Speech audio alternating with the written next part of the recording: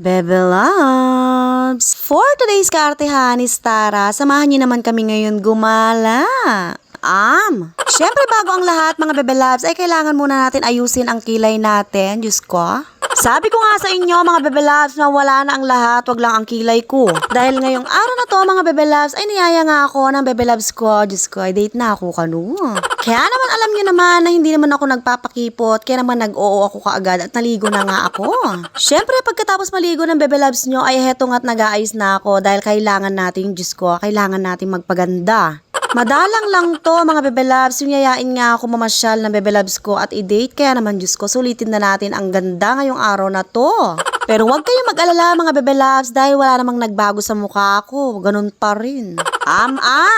Pinapatuyo ko na nga rin dito yung buhok ko mga Bebe Loves para naman hindi nga siya basa-basa kapag umalis na nga kami. At napansin ko nga dito na medyo mahaba na nga rin pala tong buhok ko mga Bebe Loves, kaya naman pala medyo magastos na sa shampoo at conditioner. Lumabas na nga kami dito at naghahanda na nga kami mga Bebe Loves para nga makaalis na nga rin kami. Ay Diyos ko, nakasweet na ning bebe ko. Hindi ko talaga alam mga Bebe Loves kung ano nga yung nakain ng bebe ko at kung ano yung sumagi sa isip niya at bakit nga niya ako dinate ngayon. Bakatin niyang buri kanini. Kaya huwag kang mag-alala, Bebe Loves. Pagbibigyan kita mamaya. Charot! Nakarating na nga kami at dito lang naman kami sa may SM pumunta, mga Bebe Loves. Wala naman kasi kaming ibang pupuntahan at ito lang yung medyo malapit na pasyalan, mga Bebe Loves. Kaya naman dito na nga kami pumunta. Hinihintay ko na nga lang dito yung Bebe Loves ko dahil nag-park nga siya at hindi na nga ako sumama sa kanya, mga Bebe Loves. Kasanting na talagang bebe ko.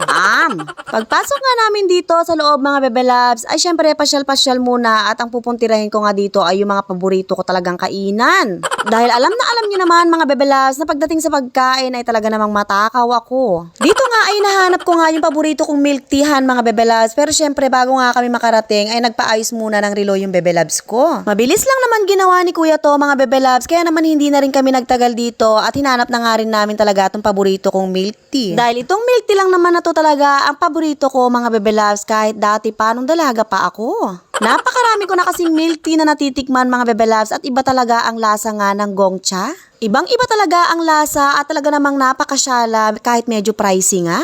Kaya naman hindi ko nga ipagpapalit ang lasa ng mga milk tea dito sa Gongcha mga Bebe Loves. Kung napapanood mo nga tong video ko at nagawi ka nga dito sa SM mga Bebe Loves, ay subukan mo ring hanapin at tikman nga tong Gongcha. Ay talaga naman. Aliwaya lasa, aliwaya pangagawaing milk tea da, ay rugo ng kanyaman, promise. Pagkatapos nga namin dito mga Bebe Loves, ay syempre yayayain ko rin kaagad yung Bebe Loves ko na umakyat na nga kami dun sa my food court dahil dun ko rin hahanapin yung isa ko pang paborito. Uunahan ko na kayo mga Bebe Loves na number 1 nga na pagkain talaga ang pinupuntahan ko dito sa SM mga Bebe Loves at bonus na lang talaga yung date namin ng bebe ko. At dahil paborito ko nga ang Japanese food mga Bebe Loves ay syempre magramen tayo ngayon at magsusushi. Number 1 favorite ko talaga ang mga sushi. Sushi, mga Bebe Loves. Diyos ko, paborito ko talaga to. Kaya naman dahil nagyaya na rin ng date ang Bebe Loves ko, ay syempre susulitin ko ang pagkain ng sushi ngayon at ang ramen.